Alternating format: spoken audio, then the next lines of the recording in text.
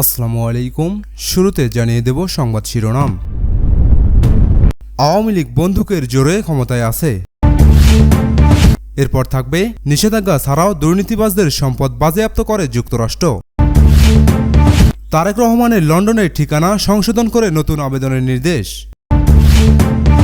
এরপর থাকবে যুক্তরাষ্ট্রের ভিসা দলের প্রয়োজন মনে করলে জ্বালিয়ে দেবেন কাদের মির্জা। ঘরোয়া কর্মসূচিতেও বাধা দিচ্ছে সরকার। এরপর থাকবে জামায়াতের সভা সমাবেশের নিষেধাজ্ঞা চেয়ে আবেদনের শুনানি আজ। এবং সর্বশেষ জানিয়ে দেব গোপন নথি ফাঁস হওয়ায় ইমরান খানের পতনের পেছনে যুক্তরাষ্ট্রের হাত রয়েছে। এতক্ষণ শুনছিলেন সংবাদ শিরোনাম, এবারে থাকছে বিস্তারিত। আওয়ামী লীগ বন্দুকের জোরে ক্ষমতায় থাকতে চায়। আজ আওয়ামী লীগ ক্ষমতায় আছে বন্দুকের জোরে। আবারও তারা বন্দুকের জোরে ক্ষমতায় থাকতে চায় বলে মন্তব্য করেছেন বিএনপির ভাইস চেয়ারম্যান শামসুজ্জামান দুদু। তিনি বলেন, এদের সঙ্গে নির্বাচনের কোনো সম্পর্ক নেই, গণতন্ত্রের সম্পর্ক নেই। শেখ হাসিনার গণতন্ত্রের সঙ্গে মিল আছে উগান্ডার, নাইজেরিয়ার, উত্তর কোরিয়ার। শামসুজ্জামান দুদু আরও বলেন, এতদিনে সবাই জেনে গেছে তত্ত্বাবধায়ক সরকারের অধীনে নির্বাচন হবে। তত্ত্বাবধায়ক সরকারের জন্য যা যা করা দরকার বিএনপি ও বিরোধী দল সব করবে। এটা আপনারা মাথায় রাখেন, তাহলে ভালো হবে। অসম্মানিত হওয়ার আগে পদত্যাগ করলে সেটা হবে আপনাদের জন্য সুন্দর ব্যবস্থা। আজ দেশে যে রাজনৈতিক সংকট তৈরি হয়েছে তা শেখ হাসিনার পদত্যাগ ও তত্ত্বাবধায়ক সরকার পুনর্প্রতিষ্ঠা ছাড়া কোনোভাবে সমাধান করা যাবে না। দুদু বলেন, এই সরকার ক্ষমতায় টিকে থাকার জন্য পুলিশ প্রশাসন, বিচার বিভাগকে শতভাগ দলীয়করণ করেছে। আগে সরকারের লুটপাটের কথা বিরোধী দল বলতো, এখন বলছে বিদেশিরাও। আমেরিকায় দুর্নীতির বিষয়ক সম্পাদক এসেও বলছে কিভাবে দুর্নীতি বন্ধ করা যায়। এর চেয়ে লজ্জার আর কিছু নেই। সরকার ভয় পেয়েছে, দেশকে বিদেশিদের চারণভূমিতে পরিণত করেছে সরকার। শুধু গণতন্ত্রকে ধ্বংস করেননি, স্বাধীনতাকে বিপন্ন করেছেন। আইনমন্ত্রীর সমালোচনা করে বিএনপির এই ভাইস চেয়ারম্যান বলেন, ডিজিটাল আইন বাতিল করে সাইবার আইন করার উদ্যোগ নিয়ে আইনমন্ত্রী আপনি কি করলেন তা নিয়ে জনগণের মাথা ব্যথা নেই। 2-1 মাসও না, হয়তো এমনও হতে পারে ডিসেম্বরের মধ্যে আপনাদের পদত্যাগ করা লাগবে। নিষেধাজ্ঞা ছাড়াও দুর্নীতিবাজদের সম্পদ বাজেয়াপ্ত করে যুক্তরাষ্ট্র। কোনো দেশের বিরুদ্ধে নিষেধাজ্ঞা দেওয়া ছাড়াও দুর্নীতিবাজদের সম্পদ বাজেয়াপ্ত করতে পারে যুক্তরাষ্ট্র।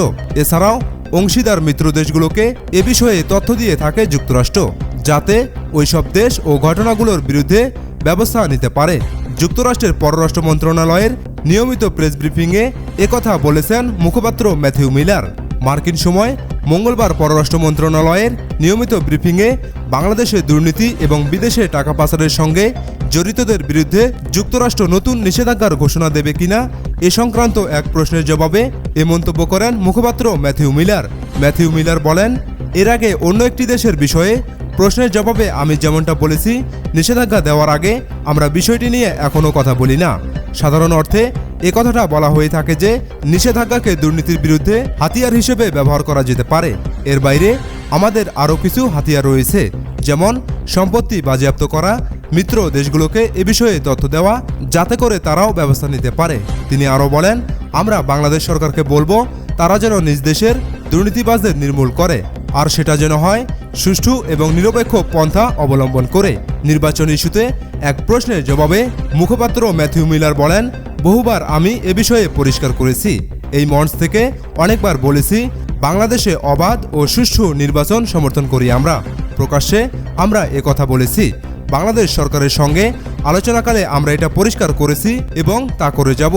ম্যাথিউ মিলার বলেন, এটা আমাদের নীতি। তারেক রহমানের লন্ডনের ঠিকানা সংশোধন করে নতুন করে আবেদনের নির্দেশ। অনলাইন সহ সব গণমাধ্যমে বক্তব্য প্রচারে নিষেধাজ্ঞার বিষয়ে নোটিশ প্রেরণের জন্য তারেক রহমানের লন্ডনের ঠিকানা সংশোধন করে রিটকারীকে নতুন আবেদন আনতে বললেন হাইকোর্ট। আজ বৃহস্পতিবার বিচারপতি মোহাম্মদ খসরুজ্জামান রিটকারী আইনজীবী কামরুল ইসলামকে এ নির্দেশ দেন। এর আগে 8 আগস্ট অনলাইন সহ সব গণমাধ্যমে তারেক রহমানের বক্তব্য প্রচারে নিষেধাজ্ঞার রুল শুনানির জন্য দিন ঠিক করতে হাইকোর্টে আবেদন করেন সাবেক খাদ্যমন্ত্রী কামরুল ইসলাম সহ আওয়ামী লীগ আইনজীবীরা। এ সময় বিচারপতি মোহাম্মদ খসরুজ্জামান জানতে চান, তারেক রহমানকে তো নোটিশ দেওয়া হয়নি, কিভাবে এর শুনানি হবে? রিটকারী আইনজীবী কামরুল ইসলাম উত্তরে বলেন, ওনাকে কোনো ঠিকানায় পাওয়া যায়নি, তবে এর তীব্র বিরোধিতা করেন বিএনপিপন্থী আইনজীবীরা। এরই পরিপ্রেক্ষিতে বৃহস্পতিবার তারেক রহমানের লন্ডনের ঠিকানা সংশোধন করে নতুন আবেদন আনতে বললেন হাইকোর্ট। যুক্তরাষ্ট্রের ভিসা দলের প্রয়োজন মনে করলে জ্বালিয়ে দেবেন কাদের মির্জা। দলের প্রয়োজন মনে করলে সাংবাদিক ডেকে যুক্তরাষ্ট্রের ভিসা জ্বালিয়ে দেবেন নোয়াখালীর কোম্পানিগঞ্জের বসিরহাট পৌরসভার মেয়র আব্দুল কাদের মির্জা। গতকাল বুধবার সন্ধ্যায় নিজের ভেরিফাইড ফেসবুক পেজ থেকে লাইভে এসে তিনি এ ঘোষণা দেন। কাদের মির্জা আওয়ামী লীগের সাধারণ সম্পাদক এবং সড়ক পরিবহন ও সেতুমন্ত্রী ওবায়দুল কাদেরের ছোট ভাই। প্রায় 22 মিনিটের লাইভ বক্তৃতায় আব্দুল কাদের মির্জা এসব কথা বলেন। আওয়ামী লীগকে ভয় দেখিয়ে লাভ নেই। তলোয়ারের নিচে যে সংগঠনের জন্ম, সেই দলের কর্মীদের কেউ ভিসানীতির ভয়, কেউ রক্তচক্ষু দেখিয়ে, কেউ আগুন সন্ত্রাস করে কখনো দমাতে পারবে না। আমার আমেরিকার ভিসা আছে, দলের প্রয়োজনে যদি মনে করি ভিসা সাংবাদিকদের ডেকে জ্বালিয়ে পুড়িয়ে দেব। আব্দুল কাদের মির্জা বলেন, আমেরিকা ও তাদের আজ্ঞাবহ জাতিসংঘ সুষ্ঠু নির্বাচন করতে এবং বিরোধীদের আন্দোলনের প্রতি শ্রদ্ধাশীল হতে বিবৃতি দেয়। অথচ এই বিরোধীরা যে রাস্তায় গাড়ি ভাঙচুর ও আগুন সন্ত্রাস করে দেশে অস্থিতিশীল পরিবেশ সৃষ্টি করে জনগণের জানমালের ক্ষতি করেছে, তা নিয়ে তাদের কোনো কথা নেই। মূলত তাদের এসব কথাবার্তায় প্রমাণিত হয় যারে দেখতে নারী তার চলন বাঁকা। বিএনপির আন্দোলন সংগ্রামের সমালোচনা করে কাদের মির্জা বলেন, বাংলাদেশের রাজনৈতিক ইতিহাসের সব কলঙ্কিত অধ্যায়ের রচনাকারী দল বিএনপি জনবিচ্ছিন্ন হয়ে জনগণের জানমালে আঘাত করে অগ্নিসন্ত্রাস আর বিদেশি ফরমায়েশে ক্ষমতায় যাওয়ার নীল নকশা এঁকে নানা তৎপরতা চালাচ্ছে তারা। ঘরোয়া কর্মসূচিতেও বাধা দিচ্ছে সরকার। ইসলামী আন্দোলন বাংলাদেশের আমির মুফতি সৈয়দ মোহাম্মদ রেজাউল করিম পীর সাহেব চরমনাই বলেন, অবৈধভাবে ক্ষমতায় টিকে থাকার জন্য সরকার দেশকে সংঘাতের দিকে ঠেলে দিচ্ছে। একত্রিতবাদী ও ফ্যাসিবাদী অবৈধ সরকারের পতন আজ অনিবার্য হয়ে গেছে। জনগণের পিঠ এখন দেয়ালে ঠেকে গেছে। মানুষের অধিকার নেই, ভোটের অধিকার অনেক আগেই কেড়ে নেওয়া হয়েছে। এখন বাকস্বাধীনতাও কেড়ে নিচ্ছে সরকার, এমনকি রাজনৈতিক অধিকারও কেড়ে নিয়ে ঘরোয়া কর্মসূচিতেও বাধা দিচ্ছে সরকার। সরকারের জনসমর্থন এখন তলানিতে পড়ে গেছে। সরকার আজ চরমভাবে হতাশাগ্রস্ত অবস্থায় আছে। চরমনাই পীর বলেন, দেশপ্রেমিক জনগণ আজ ঐক্যবদ্ধ হয়েছে। আওয়ামী লীগ আজ বাঘসিংহের ভূমিকায়, কিন্তু জনগণ একত্র হলে লেজ গুটিয়ে পালাতে বাধ্য হবে। সরকার দলীয় নেতাদের কথা শুনলে মনে হয় তারা ফেরাউনের ভূমিকায় অবতীর্ণ হয়েছে, কিন্তু ইতিহাস সাক্ষী নমরুদ ফেরাউন ক্ষমতাধররাও টিকেনি। আপনাদেরও পতন অনিবার্য। পরিশেষে তিনি আরও বলেন, মানুষ আজ ঐক্যবদ্ধ। ভালো চাইলে ক্ষমতা ছেড়ে দিয়ে জাতীয় সরকারের অধীনে নির্বাচন দিয়ে দেশকে সংঘাতের হাত থেকে রক্ষা করুন। জামায়াতের সভা সমাবেশে নিষেধাজ্ঞা চেয়ে আবেদনের শুনানি আজ। বাংলাদেশ জামায়াতে ইসলামের রাজনৈতিক কর্মকাণ্ড, সভা, জনসভা বা মিছিলের ওপর নিষেধাজ্ঞা চেয়ে করা আবেদন ও নিবন্ধন ফিরিয়ে দেওয়ার দাবি করায় নেতাদের বিরুদ্ধে আদালত অবমাননাকর অভিযোগের আবেদনের আপিল শুনানি হবে আজ। গত 10ই জুন রাজধানীর ইঞ্জিনিয়ার্স ইনস্টিটিউশন মিলনায়তনে পুলিশের অনুমতি নিয়ে সমাবেশের আয়োজন করে ঢাকায় ব্যাপক শোডাউন করে জামায়াত। ওই সমাবেশে জামায়াত নেতারা সকল রাজবন্দীর মুক্তি ও দলের নিবন্ধন ফিরিয়ে দেওয়ার জন্য দাবি জানান। বিচারাধীন এই আপিলের নিষ্পত্তি না হওয়া পর্যন্ত জামায়াতে ইসলামী যেন সভা সমাবেশ, মিছিল সহ কোনো ধরনের রাজনৈতিক কর্মসূচি পালন করতে না পারে, সেই বিষয়ে এই নিষেধাজ্ঞা চেয়ে গত 26শে জুন আপিল বিভাগে এই নতুন আবেদন করা হয়। এছাড়া আদালতে মামলা বিচারাধীন থাকা অবস্থায় সমাবেশ করে নির্বাচন কমিশনে নিবন্ধন দাবি করায় আদালত অবমাননাকর অভিযোগ এনে আলাদা একটি আবেদন করেন রেজাউল হক চাঁদপুরী। তার পক্ষে আবেদন দুটি করেন ব্যারিস্টার তানিয়া আমির। ওই সমাবেশে আদালত অবমাননাকর আবেদনে বিবাদী করা হয়েছে জামায়াতের আমির doctor Shafiqur Rahman, secretary general doctor Golam Parwar, নায়েবে আমির ডক্টর আবদুল্লাহ মোহাম্মদ তাহের ও ঢাকা দক্ষিণ মহানগরীর জামায়াতের আমির নুরুল ইসলাম বুলবুল। গোপন নথি ফাঁস হওয়ায় ইমরান খানের পতনের পেছনে যুক্তরাষ্ট্রের হাত রয়েছে। ইমরান খানকে ক্ষমতাচ্যুত করার পেছনে যুক্তরাষ্ট্রের যোগসাজশ ছিল বলে সংবাদ প্রকাশ করেছে যুক্তরাষ্ট্রের একটি অনলাইন পত্রিকা।